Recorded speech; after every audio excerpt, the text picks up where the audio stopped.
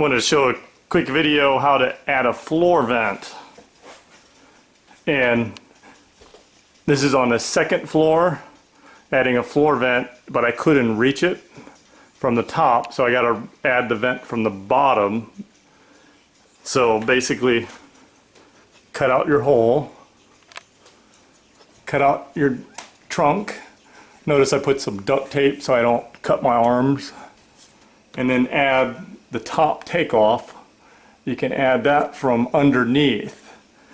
You feed it from the top over. Notice I got some flex, and I can bend the tabs. And now I'm going to air seal it from the inside, and then I'll patch sheet metal patch right here, do a drywall patch right there, and then I can finish on the top. And then sealing from the inside, since I can't reach it for tape, basically just use your mastic. You can go around and seal all that up.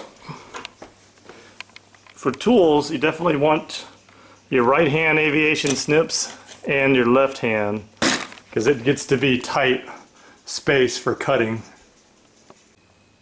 This is the mastic that I like. This stuff's awesome. It sticks to anything. You don't have to worry if your sheet metal is old. It could even be a little bit wet and it'll stick. So I'm patched up on my sheet metal. I just got to put drywall, but I'm going to connect the upstairs vent first. Show you that. So here's the top. Here's the top. And I could not reach the main trunk. It was too far under there. And also, I didn't want to mess with hardwood, which was on top of the trunk. And so going underneath was easier. Drywall is actually really easy to work with. So I'm connected up. This was easy to tape. Now, notice I cut on the middle of the beams. I actually used a radial saw. Now all I got to do is just notch out from my vent. So I bent my flanges down, and now I'm just reinforcing. Put a little piece of 2x4 right here, make the floor not squeak. Screw them all down. There, I'm all screwed in. Nice strong floor, because my cuts were right on the beams. When I cut that out, I had to explore a little bit, and then I made a smaller exploratory hole to make sure I didn't have clearance issues inside there. But if you get the wrong joist, just cut out the next one. It ain't a big deal. These floors patch up real easily. And I put the carpet back, cut out the hole with the razor. And there's the floor vent. And then here I'm going to patch it. I like to use this 1/4 inch plywood. It's real easy. When you're patching, it's the mud in the crack which gives it strength, not the support. So you could use newspaper if you wanted to support. Just has to keep the sheet metal level, or the sheetrock level, so that you don't have to spend a huge amount of time mudding it level.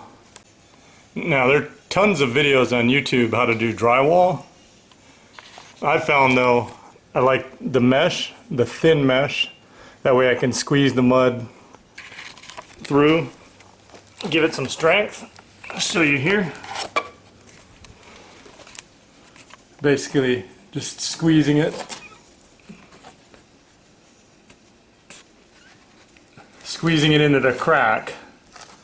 That's for the first pass.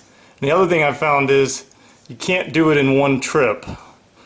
You put the mud on, get it in the cracks, put it on thin as possible. You're still going to see the mesh. Don't worry about it. When you come back, you can put another layer and it'll look prettier. And if you want to do it perfect, come back a third time, make it look super pretty. It does take a little bit of time. I mean, just a few minutes actually. It's coming out is the big deal. But on this job, I'm coming out for some other things, so it's not taking up any time at all to do this. So that's how to add a floor vent. The floor vent I added was probably right about here in the ceiling. I got patched that little, I used that as an exploratory hole there popped a little nail down, and then I could see where I had to go to reach the trunk without guessing. I hope you like watching the video. Thanks for watching.